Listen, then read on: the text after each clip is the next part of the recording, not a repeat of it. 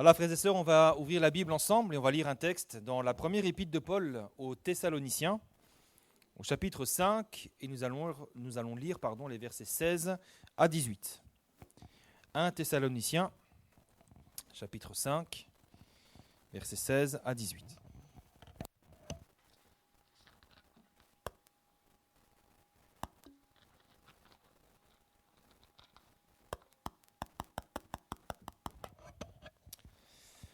Voilà, si vous avez trouvé, on va lire ensemble. Soyez toujours joyeux, priez sans cesse, rendez grâce en toutes choses, car c'est à votre égard la volonté de Dieu en Jésus-Christ. Amen. Probablement que dans vos Bibles, il y a des points à chaque verset. Soyez toujours joyeux, point. Priez sans cesse, point. Et on le voit à l'étude biblique, on l'a vu. Vous savez, les versets, c'est arrivé après. C'est pas écrit, c'est pas dans les textes originaux. Quand l'apôtre Paul a écrit aux Thessaloniciens, il n'a pas écrit avec des versets, avec des numéros de versets. Ça a été rajouté après. Tout ça pour dire que dans le texte original, en réalité, en fait, il s'agit d'une seule et même phrase, d'une seule et même exhortation. Ce que Paul dit aux Thessaloniciens, c'est une exhortation en 3 éléments. Il dit « Soyez toujours joyeux », en même temps, priez sans cesse, en même temps, rendez grâce en toutes choses, car c'est à votre égard la volonté de Dieu en Jésus-Christ. Cette exhortation, nous on la lit comme ça, on se dit « Bon, d'accord », mais quand vous comprenez, quand vous réalisez un petit peu le contexte qu'il y a derrière, on se rend compte quand même que c'est assez particulier. C'est une exhortation qui a d'autant plus de force lorsque on sait que cette église de Thessalonique, lorsque Paul écrit cette épître, c'est une église qui connaît la persécution, depuis sa naissance d'ailleurs, et une persécution qui n'a jamais cessé depuis. Donc là, Paul, il est en train de dire, soyez toujours joyeux, priez sans cesse, rendez grâce en toutes choses. Il dit ça à des chrétiens qui sont persécutés. Et ça, on le sait, puisque si vous lisez au chapitre 2, verset 14, eh bien, vous voyez que l'apôtre Paul va dire, vous aussi, vous avez souffert de la part de vos compatriotes les mêmes persécutions qu'elles ont endurées de la part des Juifs. Donc c'est une église qui est persécutée et des exhortations qui s'adressent à une église qui est donc éprouvée. Et c'est important de se le rappeler, parce que Paul n'exhorte pas à la joie, à la prière et à l'action de grâce des hommes et des femmes qui vivent dans l'abondance et dans la paix, qui n'ont pas de soucis, où tout va bien. Il s'adresse à des chrétiens oppressés et éprouvés à cause de leur foi. On leur fait la guerre, on leur fait la misère. Et l'apôtre Paul leur dit, soyez toujours joyeux, priez sans cesse et rendez grâce en toutes choses. C'est fort quand même, hein ? Maintenant, quand on sait ça, on peut se poser la question, mais comment faire ? Peut-être quelqu'un est lui aussi éprouvé ce matin, peut-être que toi aussi tu vis des moments difficiles. Et cette exhortation de l'apôtre Paul s'adresse à toi aussi, peut-être en particulier, et tu te dis comment faire ? Ou encore, comment parler de joie, de prière et d'action de grâce dans un temps de persécution ? Ça semble bizarre quand même, hein ? On se dit, quand on est persécuté, là, c'est le temps de pleurer, de se lamenter. Alors c'est vrai que, humainement parlant, c'est pas possible, ou alors c'est très difficile de parler de joie, de prière et de reconnaissance. Aucun être humain sans Dieu ne peut être dans la joie et rendre grâce dans un temps d'épreuve.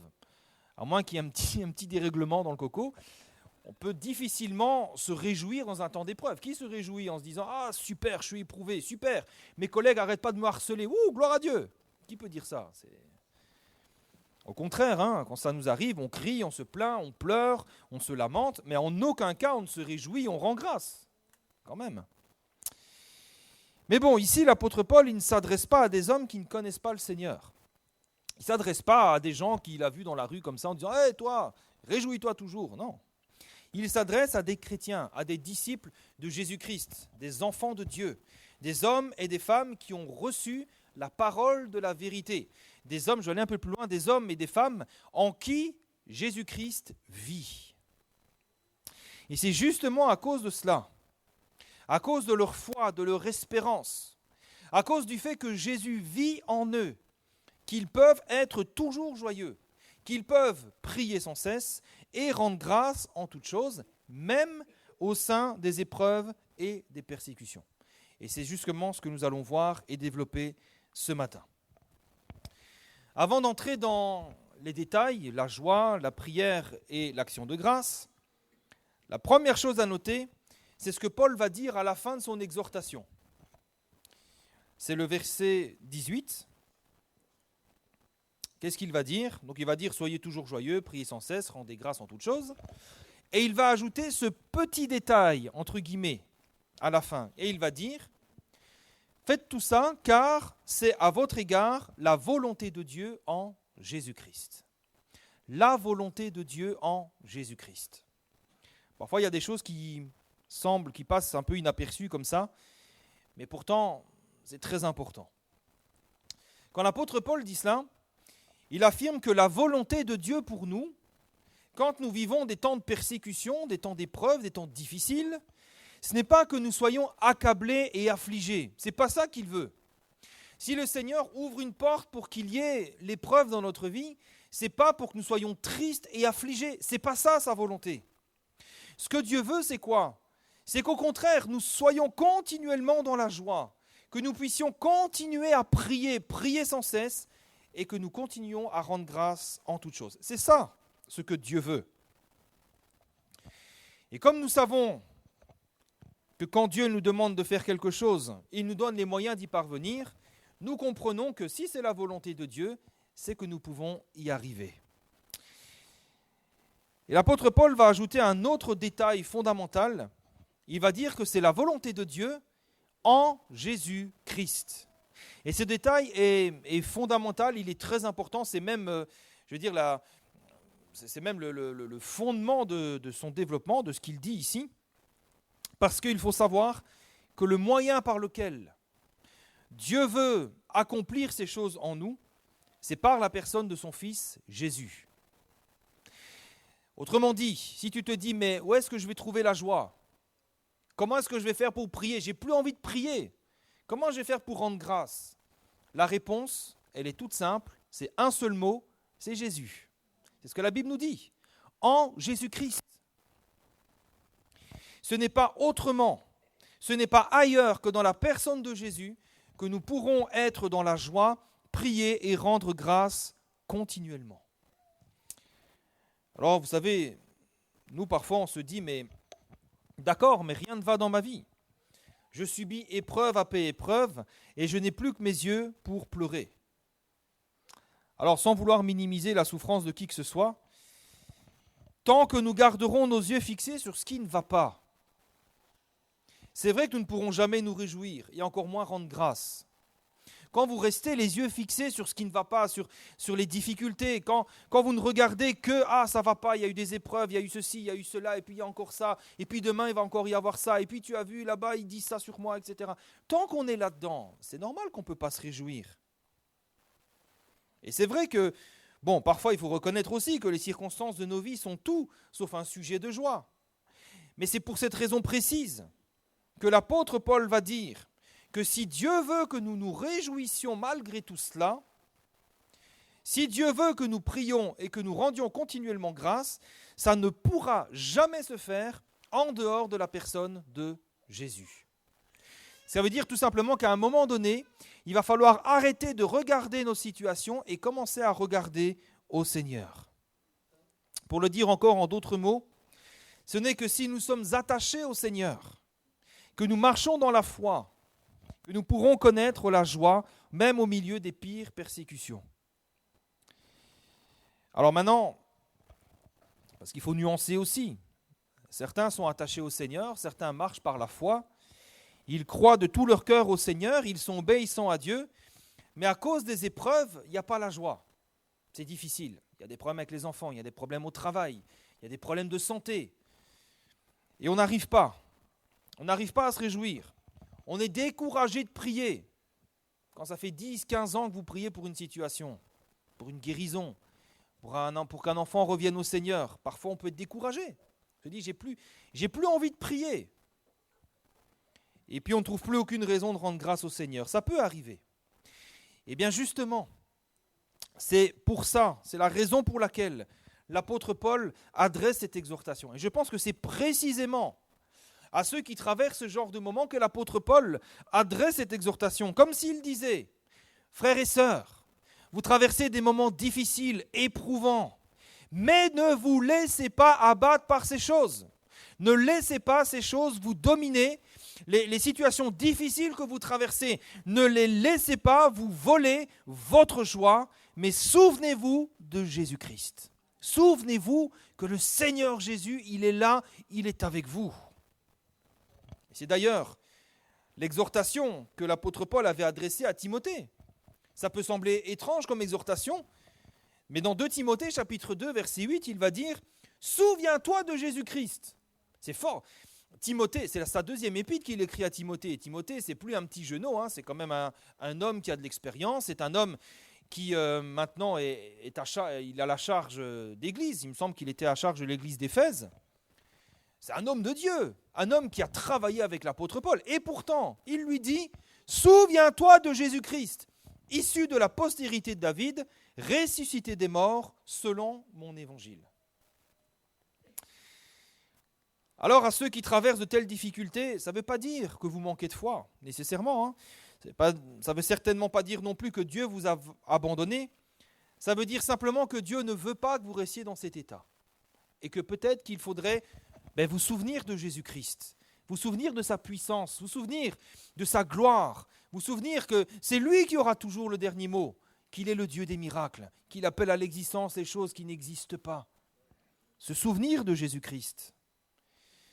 Dieu ne veut pas que vous restiez dans cet état, ce n'est pas sa volonté.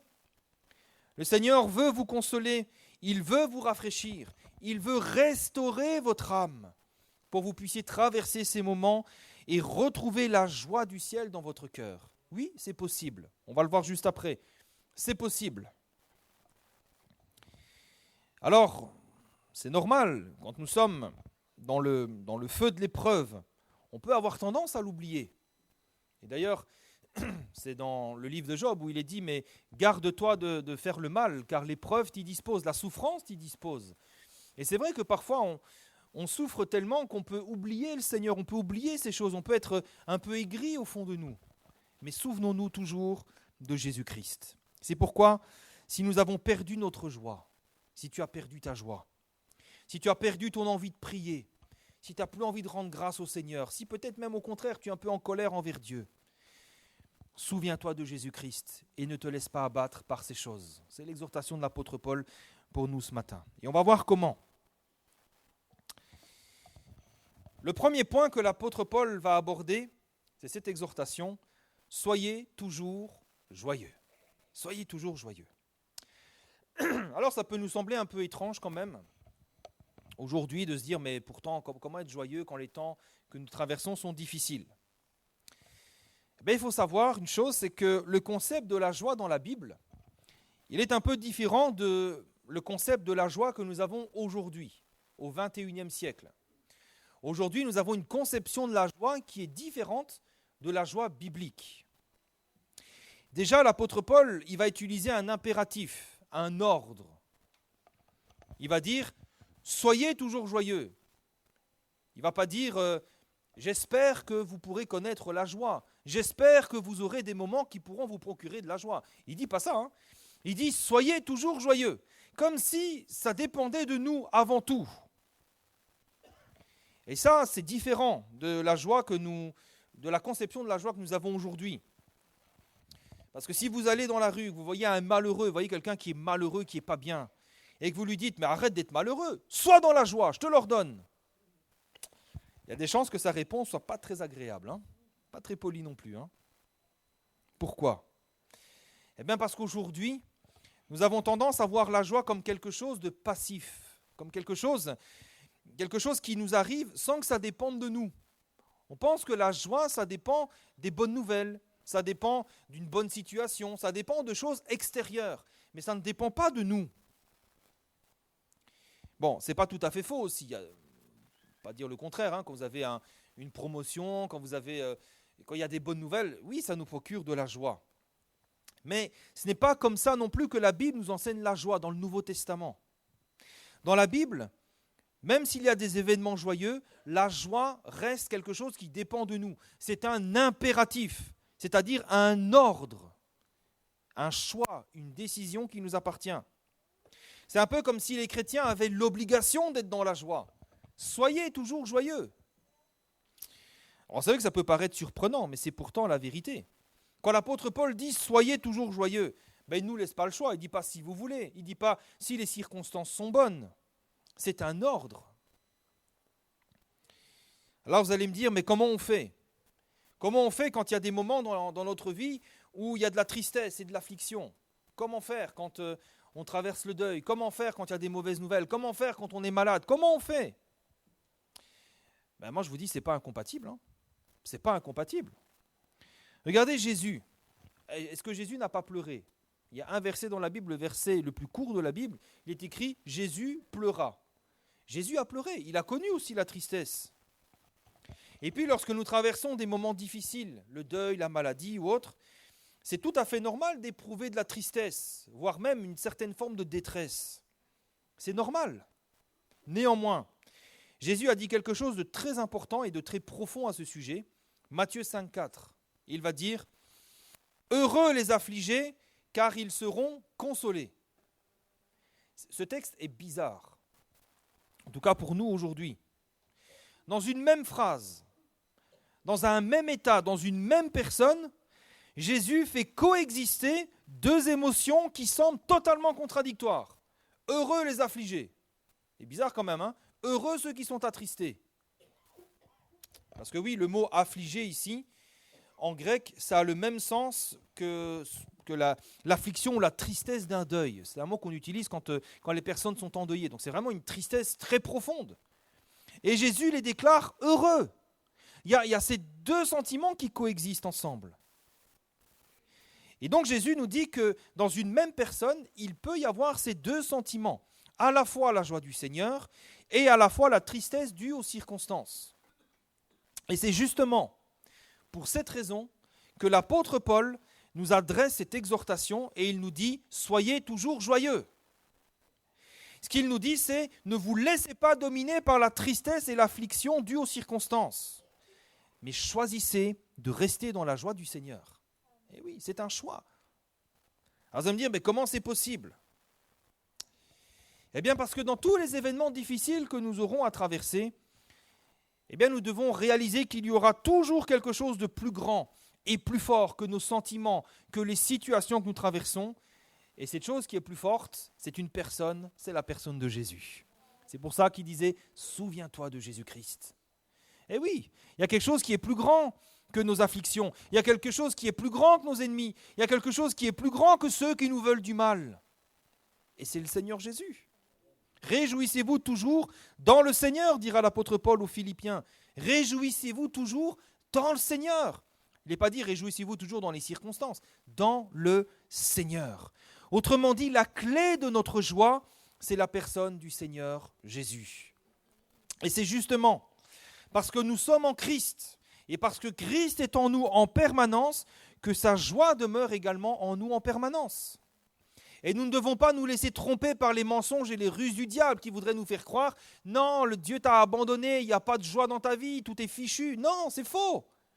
Quels que soient les temps, les circonstances que nous traversons, il y a toujours de l'espoir. Parce que Jésus est avec nous, il est le Dieu des miracles. Jésus nous aime toujours, il est toujours présent. Et c'est à nous maintenant de ne pas laisser cette joie s'éteindre à cause des événements difficiles de la vie. Vous savez, l'apôtre Paul, il a vécu des choses difficiles dans son ministère. Quand vous regardez le livre des Actes, mon Dieu, qu'est-ce qu'il n'a pas souffert cet homme-là ? Il a tout souffert, la faim, il a souffert le froid, il a souffert la trahison, il a été abandonné, il a craint pour sa vie, il a été flagellé, il a été frappé, il a été laissé pour mort, il a été moqué, injurié. Qu'est-ce qu'il n'a pas souffert ? Et pourtant, 2 Corinthiens chapitre 6, verset 10, il va dire, c'est la parole vivante, il va dire « On nous accable de tristesse, pourtant nous sommes toujours joyeux. » C'est merveilleux. On nous accable de tristesse, pourtant nous sommes toujours joyeux. Vous voyez, il y a les deux sentiments qui coexistent, mais il y en a un qui doit vaincre l'autre. Et c'est pour ça, nous ne devons pas laisser la tristesse, la désolation vaincre, mais nous devons laisser au contraire la joie du Seigneur vaincre. Alors comment faire maintenant ?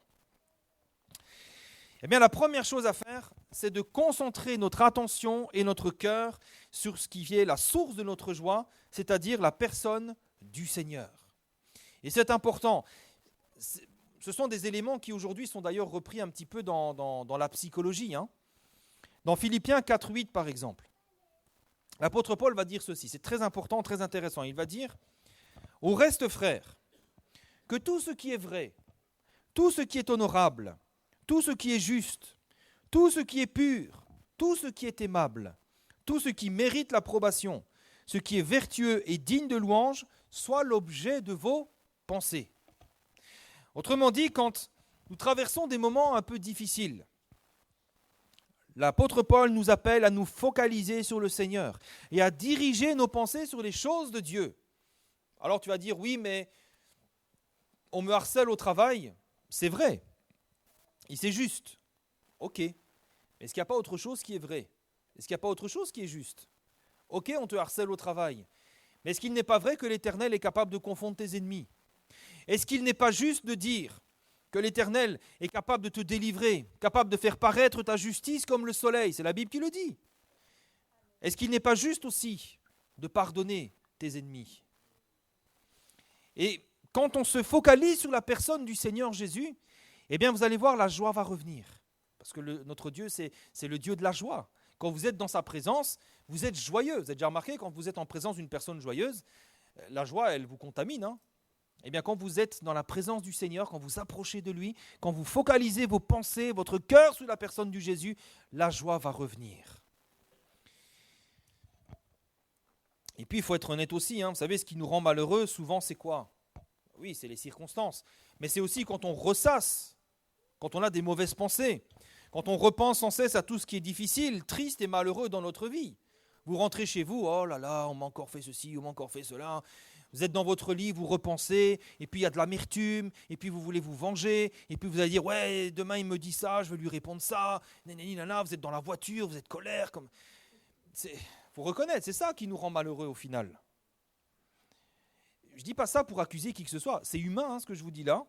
Et même parmi les plus grands hommes de Dieu, il y en a qui ont traversé ça. Jérémie, pas notre Jérémie à nous, le Jérémie de la Bible. Lamentation chapitre 3 verset 19. On connaît ce texte, mais écoutez bien. Il va dire ceci. Il vivait un moment difficile. Il était prophète en Israël et ils n'écoutaient pas, ils étaient méchants, ils étaient rebelles et voilà. Et c'était difficile pour lui. Et il va dire, quand je pense à ma détresse et à ma misère, à l'absinthe et au poison, c'est amer quand il pense à toutes les circonstances, les situations difficiles qu'il vit. Il va dire, quand mon âme s'en souvient, elle est abattue au-dedans de moi. Et oui, il vit un moment difficile là. Comment vous voulez qu'il se réjouisse de ça ? C'est pas possible. Et nous aussi, si nous focalisons nos regards sur les circonstances difficiles, si vous pensez constamment à votre détresse et votre misère, ben oui, vous allez être dans l'abattement. Vous ne pourrez jamais vous en sortir. Alors le prophète va faire quelque chose. Il va dire, je pense à ma détresse, ma misère, tout ça, c'est waouh. Mais voilà ce que je vais repasser dans mon cœur. Je vais faire autre chose. Lamentation 3.21. Voilà ce que je vais repasser dans mon cœur, ce qui va me donner de l'espérance. Et là, regardez, il va changer ses pensées. Les bontés de l'Éternel ne sont pas épuisées. Oui, il y a de la méchanceté autour de moi. Oui, les choses sont sombres autour de moi. Mais les bontés de l'Éternel ne sont pas épuisées. Demain, ils seront là encore avec leur malice et tout ça. Mais demain, la bonté de l'Éternel sera là également. Ses compassions ne sont pas à leur terme. Je peux encore compter sur la compassion de mon Dieu. Et la compassion, c'est important. La compassion, c'est Dieu qui comprend ce que vous souffrez. Donc, peut-être parfois vous êtes seul, vous dites, personne ne comprend ma souffrance. Mais il fait pitié, personne n'y comprend à moi. Le Seigneur, il te comprend. Il te comprend. Les bontés de l'Éternel ne sont pas épuisées. Ses compassions ne sont pas à leur terme. Elles se renouvellent chaque matin. Ça veut dire que chaque matin que tu te lèves, il y a une bonne nouvelle. Oh, que ta fidélité est grande, etc., etc. Voyez? Et ça va changer de mentalité, ça va lui redonner de l'espérance. Et il va pouvoir se réjouir. Alors que, dans les circonstances qu'il traverse, il n'y a pas de quoi se réjouir. Mais parce que l'Éternel est là, parce que ses bontés ne sont pas épuisées, parce que ses compassions ne sont pas à leur terme, parce qu'elles se renouvellent chaque matin et que sa fidélité est grande, la joie renaît dans son cœur. Il y a un changement d'attitude dans le prophète Jérémie. Mais vous avez remarqué avec moi que ce changement d'attitude, il est provoqué volontairement par Jérémie. C'est lui qui a fait ce choix de tourner ses pensées vers le Seigneur. Et vous remarquerez que ce ne sont pas ses circonstances qui ont changé, c'est son attitude, ce sont ses pensées. Quand il choisit de tourner les regards vers le Seigneur et de considérer son amour, sa bonté et sa compassion, c'est là qu'il retrouve l'espérance et la joie. Et c'est pour ça que l'apôtre Paul dit « Soyez toujours joyeux ». Choisissez de tourner vos regards vers le Seigneur. C'est là qu'est la source de votre joie. Et c'est là qu'il pourra vous restaurer, vous consoler, vous donner de l'espérance et vous rappeler ses promesses. Il y a un verset dans la Bible qui résume très bien tout ça, tout ce que nous venons de dire. D'ailleurs, s'il y a une chose à retenir, retenez ça. C'est le psaume 34, verset 6. Quand on tourne vers lui les regards, on est rayonnant de joie. Amen. C'est aussi simple que ça. Quand on tourne les regards, on est rayonnant de joie.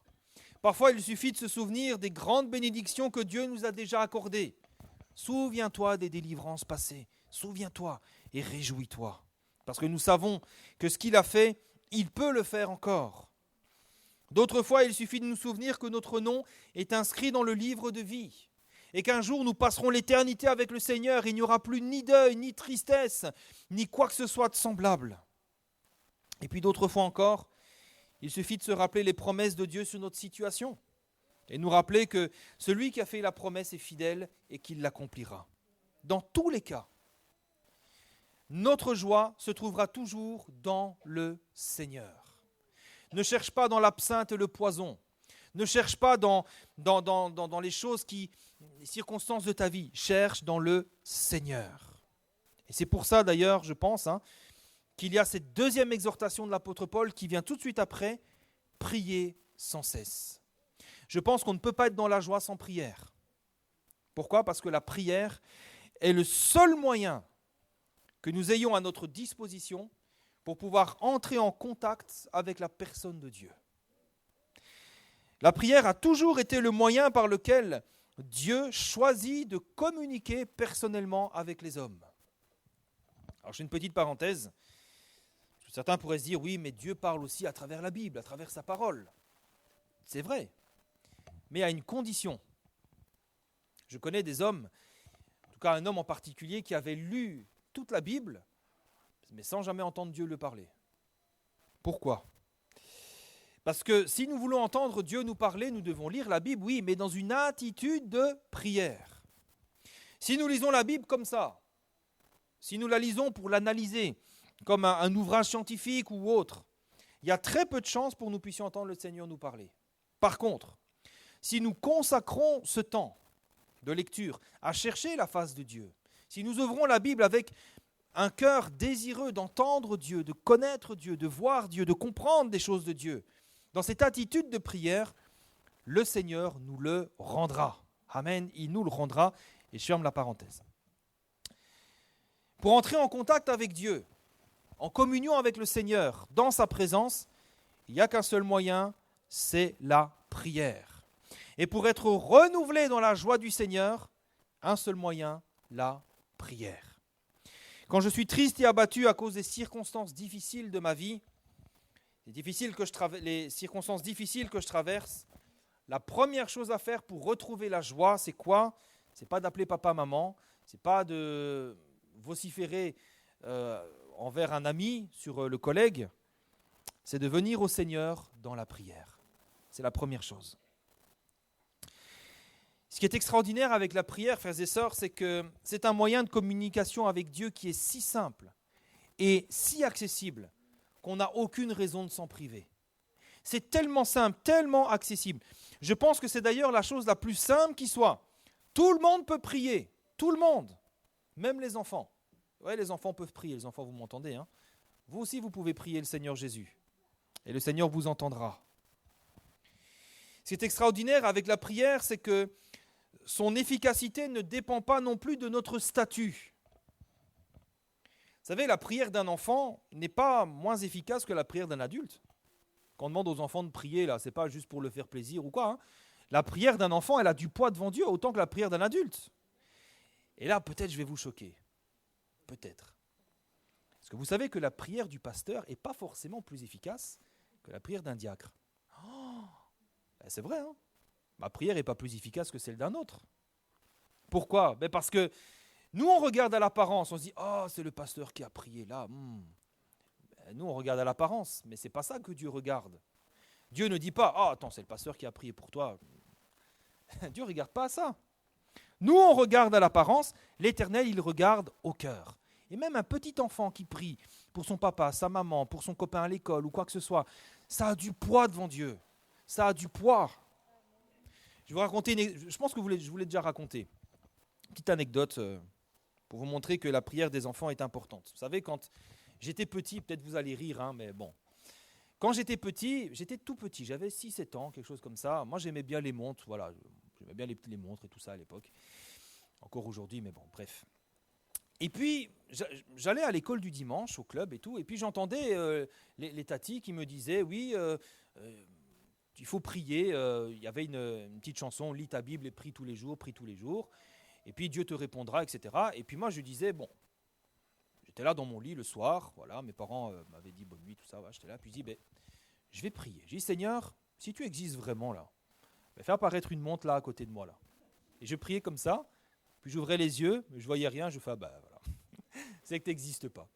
Et je l'ai fait quelques fois, hein. J'ai fait, Seigneur, si vraiment tu existes là, si vraiment on peut prier, ben, fais apparaître une montre. Et jamais. Et puis un jour, puis moi j'ai oublié, je suis passé à autre chose, sauf qu'un jour, j'étais dans ma classe, et à l'époque, si vous voulez, là, je pense que c'est encore comme ça aujourd'hui, les classes, il n'y a que la monitrice de la classe qui a la clé de la classe.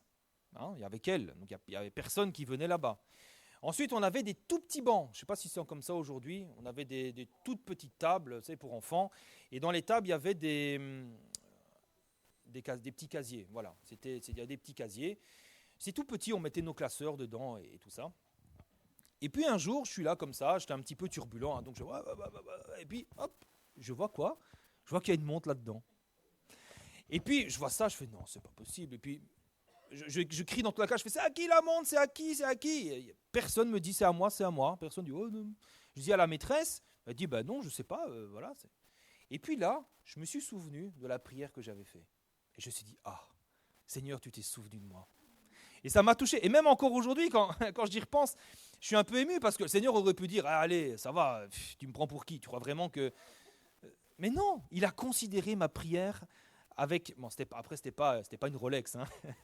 C'est une petite montre de rien du tout, mais quand même, quoi, je me suis dit, mais t'es Seigneur quand même.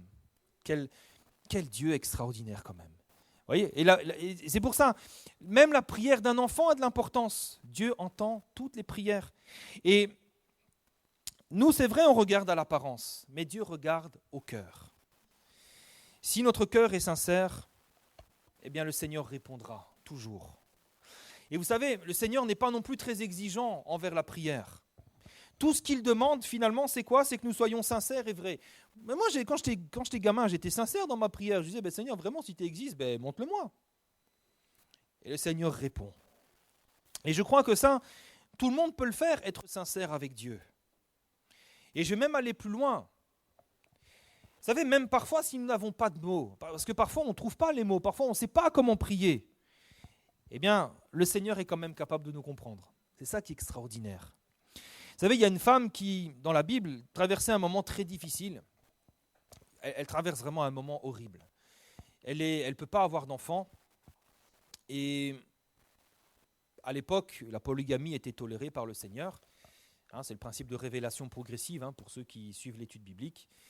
Hein, donc la polygamie était tolérée. Et la deuxième femme de cet homme, eh bien, elle se moquait d'elle. Ah, tu ne peux pas avoir d'enfant, regarde, moi j'ai un enfant. Donc elle était malheureuse. Et son mari, le pire, Elkana, il la comprenait même pas. Il dit, mais pourquoi tu es triste? Pourquoi tu n'as pas d'enfant? Est-ce que moi, je ne te suffis pas? C'est bien une parole d'homme, ça. Hein. Et elle était malheureuse, elle était malheureuse, elle était malheureuse. Et dans 1 Samuel, chapitre 1, verset 13, il est écrit que Anne parlait dans son cœur. Elle ne faisait que remuer les lèvres, mais on n'entendait pas sa voix. Imaginez, elle avait plus de voix. Et pourtant, le Seigneur l'a entendue et le Seigneur l'a exaucée. Parce que l'année d'après, elle était enceinte. Gloire à Dieu. Le Seigneur entend même les prières qui n'ont pas de mots. Alors souvent, qu'est-ce qui nous bloque dans la prière? Eh bien, souvent, ce sont des limites que nous-mêmes, on se crée. C'est nous qui nous créons des blocages avec notre conception de la prière. On se dit, je dois prier comme ça, je dois prier comme ça, je dois prier. On se dit, par exemple, j'ai pas le temps. J'ai pas le temps. On se dit, je ne sais pas quoi dire. Parfois, on complexe. On dit, un tel, il prie tellement bien, Moi, je ne sais pas prier comme ça et on n'ose pas. On dit, ma prière n'a pas d'importance pour Dieu, etc. Et on se met des blocages. Alors que pourtant, la prière, c'est la chose la plus simple et la plus accessible qui soit. La Bible, elle nous dit sur la prière, elle nous dit quelque chose de très simple. Le psaume 50, verset 15. Invoque-moi au jour de la détresse, je te délivrerai, tu me glorifieras. C'est aussi simple que ça. Il n'est pas dit, au jour de la détresse, mets un vêtement blanc, lève-toi à 5h30, pas 5h32, 5h30.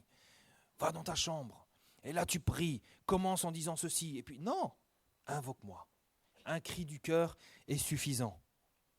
La prière qui a du poids devant Dieu, elle ne dépend pas de notre niveau spirituel. Elle ne dépend pas de notre niveau spirituel. Elle ne dépend pas de notre âge. Mais je suis trop jeune. Elle ne dépend pas de notre âge. Elle ne dépend pas de notre statut social, ni des études qu'on a fait. Moi, j'ai fait des études bibliques, Non. Elle ne dépend pas non plus de la fonction que nous avons dans l'Église. Ce n'est pas parce que je suis pasteur que ma prière a plus d'importance qu'un autre.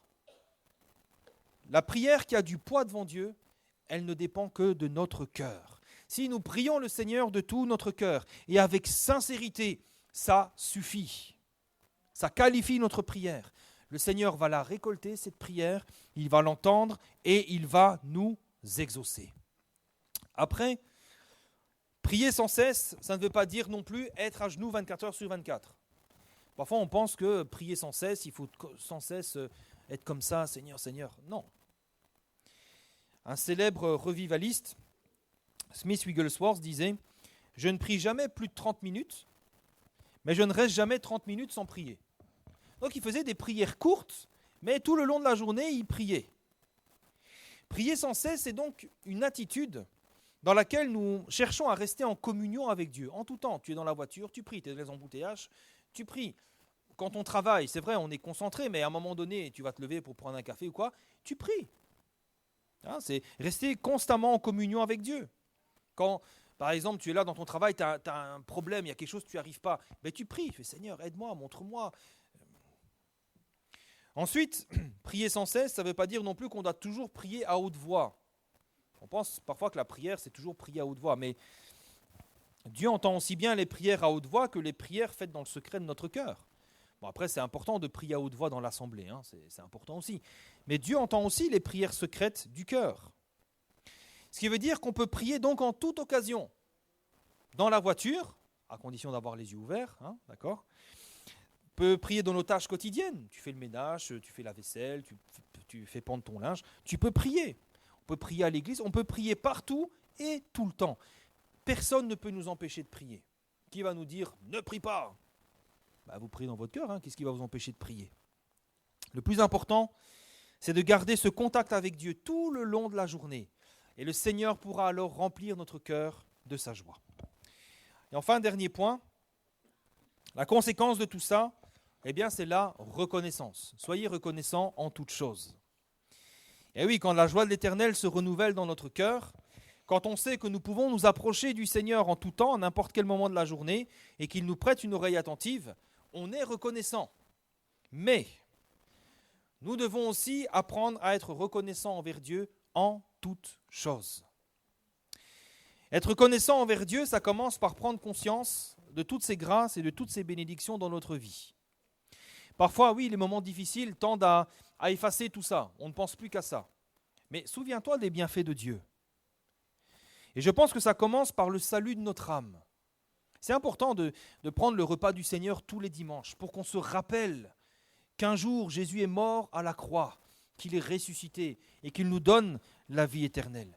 Et rien que pour ça, je pense que nous pouvons rendre grâce à Dieu chaque jour. Prenons du temps pour remercier sincèrement Dieu, d'être venu nous chercher là où nous étions, de s'être fait connaître à nous avec amour et respect, et de nous avoir offert gratuitement la vie éternelle. Parce que nous n'avons rien payé pour avoir la vie éternelle, mais Dieu a tout payé. Réalisons ensuite la grâce que nous avons d'avoir à manger chaque jour, parce que ça aussi c'est une grâce de Dieu. Et parfois on l'oublie, on pense que c'est automatique, tu vas au supermarché, tu remplis ton chariot, tu mets ta carte, ça passe, alléluia, et puis tu rentres chez toi, tu remplis ton frigo. Mais réalisons quand même que c'est une grâce de Dieu tout ça. Réalisons qu'il y a des pays où il n'y a pas à manger, il n'y a rien qui pousse. Il y a des pays qui sont en guerre. Et de toute façon, vous savez, souvenez-vous, quand il y avait des pénuries, comment on faisait pitié, pénurie de papier toilette, on faisait pitié, pénurie d'huile, on faisait pitié, tout le monde avait besoin d'huile à ce moment-là. Réalisons la grâce que nous avons, le Seigneur pourvoit à nos besoins.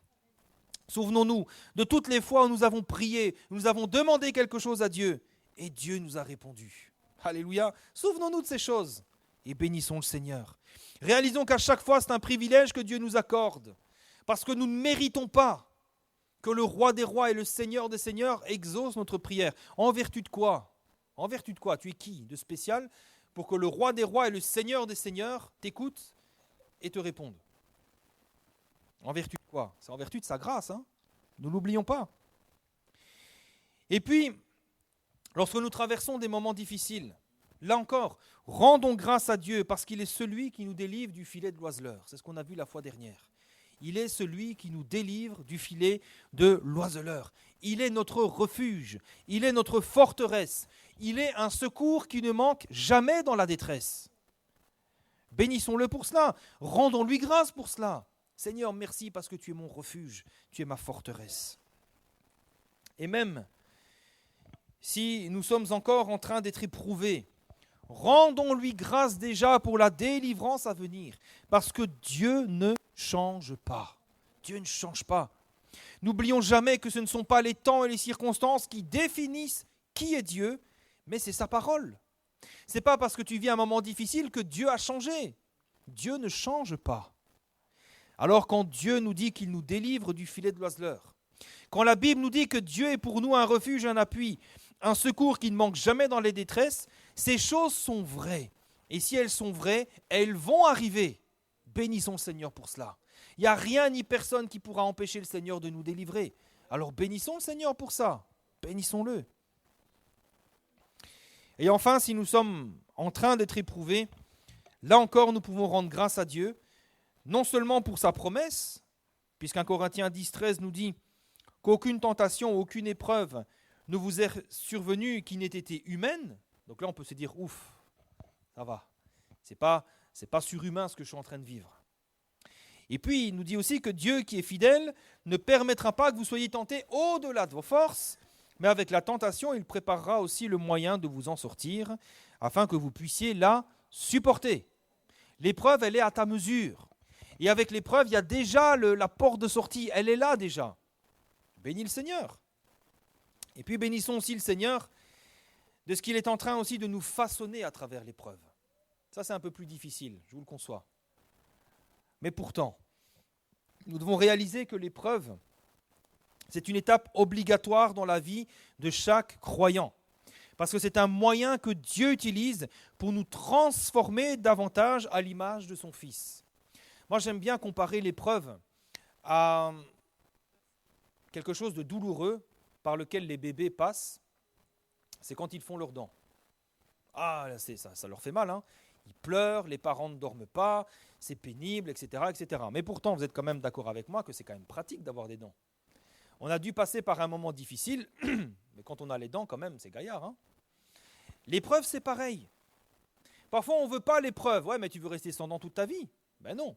L'épreuve nous permet ça permet à Dieu de développer des compétences, de développer en nous un caractère qui vont nous permettre d'aller plus loin avec lui.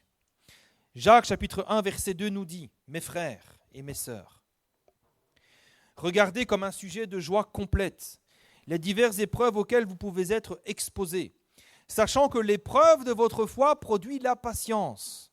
Mais il faut que la patience accomplisse parfaitement son œuvre. » Il y a un travail qui est fait à travers l'épreuve. Il y a une œuvre qui est faite afin que vous soyez parfaits et accomplis sans faillir en rien.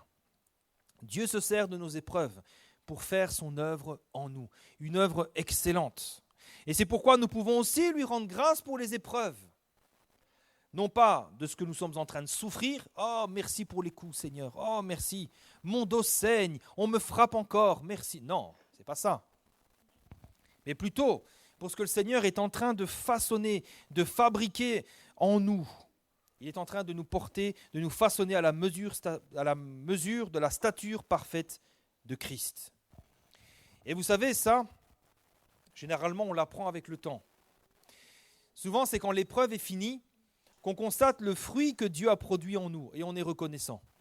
Et souvent, c'est après, on se dit « Oh Seigneur, merci pour ce que j'ai traversé. » Parce que c'est vrai, malgré tout, aujourd'hui, je comprends mieux les choses. Aujourd'hui, je suis plus patient. Aujourd'hui, c'est vrai, j'ai dû passer par un brisement, mais aujourd'hui, je suis plus fort, etc., etc. Alors, peut-être un conseil, n'attendons pas la fin de l'épreuve pour être reconnaissants, mais soyons déjà reconnaissants aujourd'hui. Merci Seigneur. Alors c'est vrai qu'on ne comprend pas tout ce que le Seigneur est en train de faire. Quand on est, parfois, moi je regarde des fois des vidéos de poterie, je trouve ça intéressant. Quand le potier commence, généralement on ne sait pas ce qu'il fait. Vous voyez un truc bizarre là comme ça et tout. C'est sale, vous voyez, vous ne comprenez pas. Mais après, au fur et à mesure du temps, vous vous rendez compte, waouh, c'est extraordinaire ce qu'il est en train de faire. Et bien le Seigneur, quand il nous façonne, c'est vrai qu'au début on ne sait pas trop ce qu'il fait, mais soyons reconnaissants parce que c'est un artiste. Regardez un petit peu les couchers de soleil, regardez un petit peu la beauté de la nature, de la création. Dieu fait toutes choses belles. Il ne fait pas des choses à moitié, il ne fait pas des choses gros doigts. C'est un Dieu précis, c'est un Dieu fin, c'est un artisan, un fin artisan. Et c'est ce qu'il fait dans notre vie. Il fait d'une œuvre merveilleuse. Quand la Bible dit d'ailleurs, nous sommes son ouvrage, je ne me rappelle plus la référence, Éphésiens 2,10 il me semble, nous sommes son ouvrage ayant été créé en Jésus-Christ pour de bonnes œuvres. Nous sommes son ouvrage. Le mot ouvrage, c'est très beau. C'est le mot grec poéma, le poème. Nous sommes son chef-d'œuvre, un poème que Dieu crée. Il fait une œuvre extraordinaire. Alors n'attendons pas la fin de l'épreuve pour être reconnaissants. Mais dès aujourd'hui, soyons reconnaissants. Ayons foi en Dieu. Croyons que ce qu'il est en train de faire aujourd'hui produira un fruit excellent demain. Et rendons-lui grâce pour cela. C'est Philippiens 6 qui nous dit, j'aime aussi beaucoup ce texte, « Je suis persuadé que celui qui a commencé en vous cette bonne œuvre la rendra parfaite pour le jour de Jésus-Christ. » Alléluia. Dieu travaille en nous la perfection de Jésus. Il ne laisse jamais tomber personne, mais il continue à nous travailler et à nous façonner chaque jour pour nous rendre semblables à l'image de son Fils Jésus. Amen. Alors je vais conclure simplement en relisant le texte que nous avons lu au début. 1 Thessaloniciens chapitre 5 verset 16. « Soyez toujours joyeux. » C'est un ordre, c'est une obligation. Souviens-toi de Jésus-Christ. Souviens-toi que tu n'es pas obligé de rester dans la tristesse. Souviens-toi de ton Seigneur et de ton Sauveur. Souviens-toi de lui. Priez sans cesse. Par la prière, tu vas rentrer en communion avec lui et il va restaurer ta joie. Puis prier, c'est tellement simple. Tu peux prier n'importe où, n'importe quand, n'importe quel moment, du moment que ton cœur est sincère et vrai. Et rendez grâce en toutes choses. Car tout ça, c'est la volonté de Dieu en Jésus-Christ. Amen.